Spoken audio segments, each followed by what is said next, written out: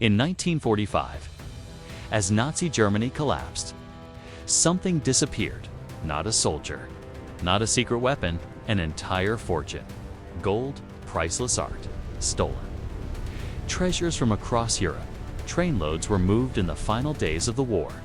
And then, nothing, no explosion, no wreckage. No official record, just rumors, hidden tunnels, dark alpine lakes. Sealed bunkers buried in mountains for nearly 80 years. Historians and treasure hunters have searched, but one question still refuses to die. Did Hitler hide a final secret that the world was never meant to find? Title: Hitler's Lost Treasure, Myth, Greed, or Hidden Truth. In the final days of World War II, as Allied forces closed in on Berlin, chaos consumed the collapsing regime of Nazi Germany. Bombs fell relentlessly. Supply lines crumbled. Communication networks failed. But amid the destruction, something else was happening. Gold was moving. Artworks vanished from museums. Crates were sealed and underground. Vaults. Train cars were loaded under the cover of darkness, and at the center of it all stood one man, Adolf Hitler. The looting of Europe. From the very beginning of the war, the Nazi regime systematically looted occupied territories. Central bank reserves were seized. Private collections were confiscated. Religious artifacts were stolen. Jewelry, paintings, sculptures, even family heirlooms were taken. Entire trainloads of valuables were transported back to Germany. The scale was staggering. By 1945, billions in gold and priceless art had been absorbed into the Reich's holdings. But as defeat became inevitable, the question became urgent. What would happen to the treasure? The race to hide the wealth as Soviet forces advanced from the east and Allied troops pushed from the west. High-ranking Nazi officials allegedly ordered the relocation of valuable assets.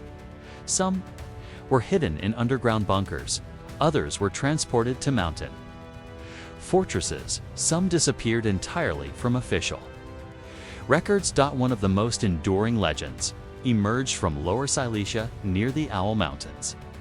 In what is today Poland, witnesses claimed that an armored train, loaded with gold, jewels, and secret documents, vanished into a hidden tunnel system, the so-called Nazi gold train.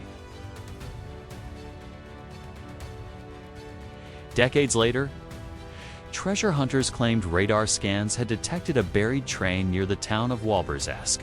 Excavations followed. International media arrived. Hope surged, but no confirmed gold train was ever found. Not all discoveries were legend. In April 1945, U.S. troops entered the Merkers salt mine in Germany. What they found shocked the world. Stacks of gold bars, foreign currency. Works of art looted from across Europe. Crates filled with priceless paintings, sculptures, jewels, hidden underground in the dark silence of the salt mines. The true scale of Nazi plunder was revealed. Billions in gold, treasures from across Europe, finally exposed. It was one of the largest treasure discoveries in modern history. Yet even that massive haul did not account for everything. Records suggested far more wealth had existed. Where did the rest go? Lake Toplitz and Operation Bernhard in Austria. Divers explored the dark waters of Lake Toplitz. There, they discovered crates of counterfeit British banknotes, remnants of a Nazi operation, known as Operation Bernhard. The goal had been economic sabotage, but rumors spread that the lake also concealed gold and classified documents. Over the years, divers risked their lives searching its depths. They found documents, they found currency, but no confirmed treasure hoard. Still, the legend grew. Alpine bunkers and hidden caves. Another theory suggests treasure was hidden deep within the Bavarian Alps. Secret tunnels, remote mountain lodges, underground vaults built into stone. Some believe Nazi officials prepared escape routes and financial reserves for a post-war underground network. Others argued that much of the treasure was seized by advancing armies, quietly absorbed, undocumented, and never fully disclosed in the chaos of surrender. Record-keeping collapsed. Documents were burned. Witnesses died. Orders went unrecorded. The truth became fragmented. Fact, fiction. And obsession historians today agree on several facts.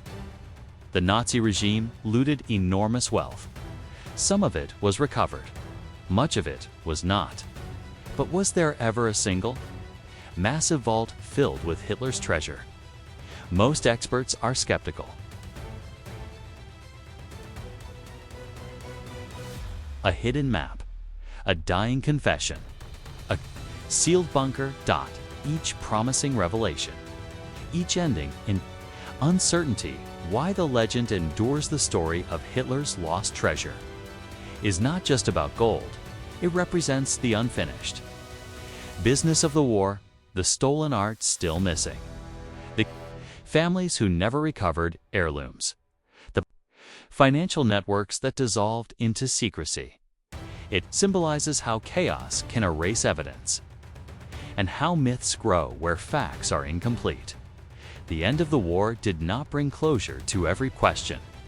Some mysteries drifted into the shadows. The final question: so, is Hitler's lost treasure still hidden somewhere?